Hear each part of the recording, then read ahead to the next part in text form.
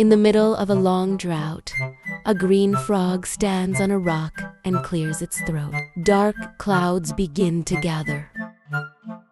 Frog, ribbit, ribbit. Each croak from the frog draws a gentle rumble from the sky. Rain begins to fall and soaks the dry land. The forest animals cheer joyfully. Bird, rain, thank you, frog. The forest rejoices. The soil breathes fresh again. The frog keeps calling rain every day. Rivers overflow, nests are swept away, fields are flooded. Rabbit, that's enough.